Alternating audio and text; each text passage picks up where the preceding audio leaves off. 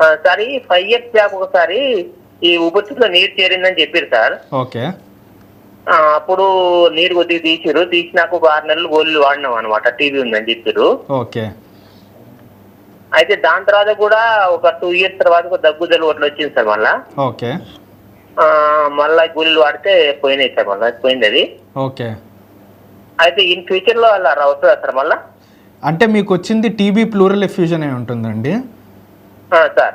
TB plural ఎఫ్యూజన్కి మరి మందులు మీరు కరెక్ట్గా టీబీకి మందులు వాడారా? కోర్స్ కంప్లీట్ చేశారా పూర్తిగా? 6 నెలలు కంప్లీట్ వాడినాం సార్. 6 నెలలు కంప్లీట్గా వాడారు. ఓకే. అది వాడిన తర్వాత 2 ఏళ్ళ తర్వాత మళ్ళీ వచ్చిందా?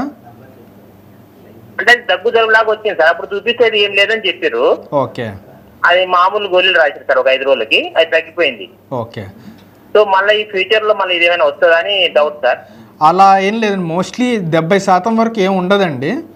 అయితే మీరు కూడా జాగ్రత్త పడాల్సి వచ్చింది, ఎందుకంటే ఒక్కసారి వచ్చిందంటే మేబీ ఫ్యూచర్లో వచ్చే అవకాశం కూడా ఉండొచ్చు అనమాట. సో ప్రాపర్గా మీరు మంచి డైట్ తీసుకొని హెల్దీగా లైఫ్ స్టైల్, మంచి ఎక్సర్సైజ్లు అవి చేసుకుంటూ హెల్దీగా ఉంటే చాలా వరకు అయితే అవాయిడ్ చేయొచ్చండి.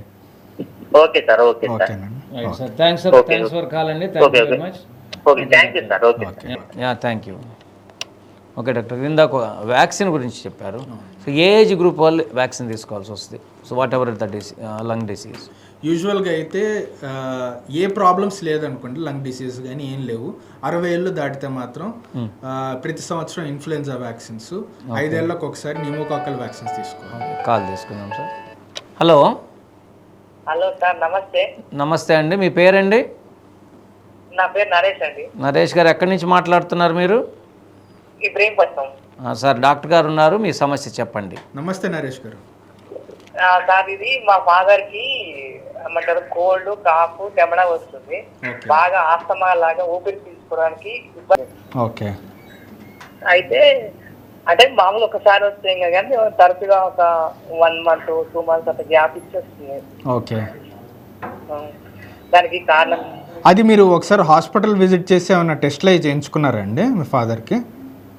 చేయించలేదండి. అంటే మామూలుగా జనరల్ గా ఆర్ఎంపీ దగ్గరికి చూపించుకున్నాం, టాబ్లెట్స్ వాడినా కానీ టెస్ట్లు ఏం చేసేవాళ్ళు. ఓకే. లేదండి, అలా చేయకూడదు. ప్రాపర్గా మన హాస్పిటల్కి వెళ్ళి డాక్టర్ దగ్గర కన్సల్ట్ అయ్యారనుకోండి మీరు, మనం దానికి రిగార్డింగ్ బ్లడ్ టెస్ట్లు కానీ ఆ కళ్ళ టెస్టులు అవి చేస్తే మనకు కరెక్ట్గా దేనివల్ల వస్తుంది ఇన్ఫెక్షన్ అనేది కనిపెట్టవచ్చు. దానికి తగ్గ ట్రీట్మెంట్ ఉంటుందన్నమాట. ఇలా చేస్తే ఏమైందంటే ఎలా పడితే మనం యాంటీబయాటిక్స్ వాడితే మనకి లోపల ఉన్న రోగం కొంచెం ముదిరే అవకాశం ఉంటుంది అనమాట. సో టెస్ట్లు అంటే మామూలుగా కన్సల్ట్ అయిన తర్వాత టెస్ట్లు ఏమైనా చేసేయమంటారా? అది చెప్తారండి. యాక్చువల్గా అయితే ఎక్స్రే టెస్ట్లు అవి బ్లడ్ టెస్ట్లు కొన్ని ఉంటాయి. Okay sir. అవి మనం చేసి దాన్ని బట్టి చూస్తాం అనమాట ఏంటి అనేది. అవి లేకుండా మనం ఊరికే యాంటీబయాటిక్స్ ఇస్తే అంత మంచిది కాదు మనిషికి కూడా, దాని సైడ్ ఎఫెక్ట్స్ కూడా కొన్ని ఉంటాయి అన్నమాట. ఓకేనండి. Okay sir. Thanks for call అండి. Thank you very much. So okay doctor గారు, ఒక లాస్ట్ క్వశ్చన్ అండి ప్రోగ్రాంలో. భోజనం చేసేటప్పుడు చిన్నపిల్లల్లో, పెద్దోళ్ళు కానీ ఆహార వాహికలోంచి కాకుండా ఇటు వాయునాళంలోంచి వెళ్ళి లంగ్స్లోకి కొన్నిసార్లు వెళ్తుంటాయి వాటర్ కానీ, అలా వెళ్తే ఎలాంటి పరిస్థితికి దారితీస్తుంది? ఓకే. యాక్చువల్గా ఇది మనకి ఇలాంటి ప్రమాదవశాత్తు అలా ఆహార నాళిక వెళ్ళకుండా ఊపిరితిత్తుల్లోకి వెళ్ళే ప్రమాదాలు జరుగుతుంటాయండి. దాని గురించే మన బాడీలో మంచి మెకానిజం ఒకటి ఉంది, అదేంటంటే దగ్గు.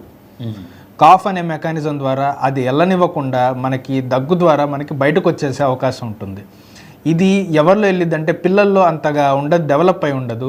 పెద్దల్లో కూడా అంత రిఫ్లెక్సెస్ పోయి ఉంటాయి కాబట్టి వాళ్ళకి కొద్దిగా అలా వెళ్ళిపోయే అవకాశం ఉంటుంది. దానివల్ల ప్రమాదం ఏంటంటే అది చిన్నది అనుకోండి, దానివల్ల ఏం ఉండదు, అలా ఉండిపోయిద్ది.